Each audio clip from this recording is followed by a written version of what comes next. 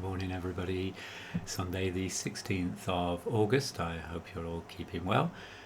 And we've had another quite busy morning with the new regime of social distancing in church. I think it's going to be quite a while before we become remotely comfortable with it. But anyway, we plough on. Thanks to the volunteers who have stewarded the masses for us. If anyone else is willing to volunteer in this role, please contact the parish office. It would be good if it could be a responsibility that was shared around a little bit. I mentioned in the week and repeat now, if you're coming as two people who are going to sit together, please could you just book one place. I think we'll be able to fit a few more people in that way. So there are two of you, just book as one. Individuals obviously have to book as one, and then if you're three or more, you book a pew.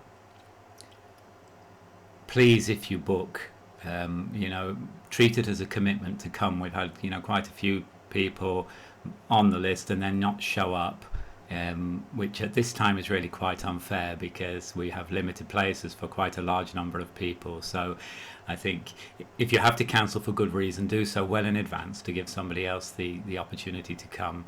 And please, if you do sign up, as I say, treat it as a commitment to be there. I think that's only fair. It's a bit discouraging for people if they see more empty places than there should be. Okay.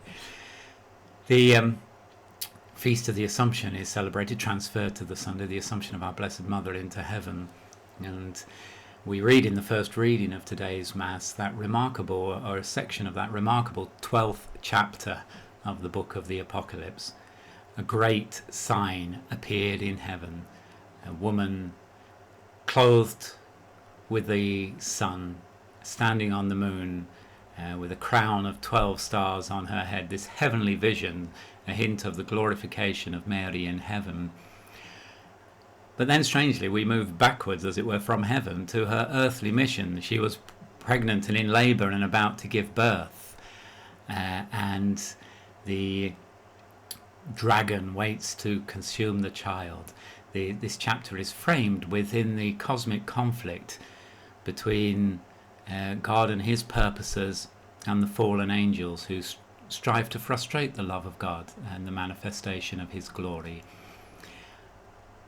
We hear, of course, in that chapter that this dragon is the devil, is Satan. John, in the book of the Apocalypse, tells us that explicitly, what he's depicting for us.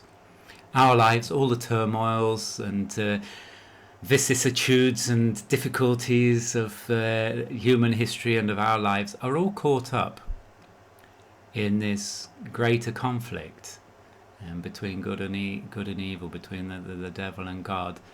And so we have to understand our Christian life is inevitably in this situation, inevitably in a struggle. It is inevitably a struggle. It is a form of spiritual warfare. So we would be very mistaken if we think that we can live as Christians in this world with total and complete serenity by following God, by being close to him, in whom our victory is assured. We can have a degree of peace and serenity, but not without struggle, not without entering in some measure into this conflict. The 12th chapter of the Apocalypse goes on to, of course, affirm that the victory is already Christ's, and this, again, for us as Christians, even though we have to take our part in this historical unfolding of this great mystery, we know, of course, that Christ can never be defeated, that he is already triumphant.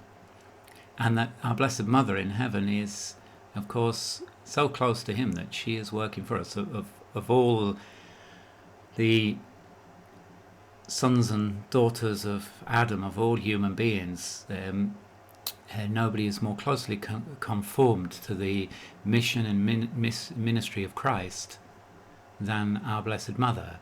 She is wholly consecrated to Christ's redemptive work, and is the principal cooperator in that work. So we turn to her in heaven, in that glorified state. We turn to her for help, looking to her also as the treasure, the crowning glory of our race, as the one who has already attained in her own person the glory for which we are all created and hopefully one day will share with her.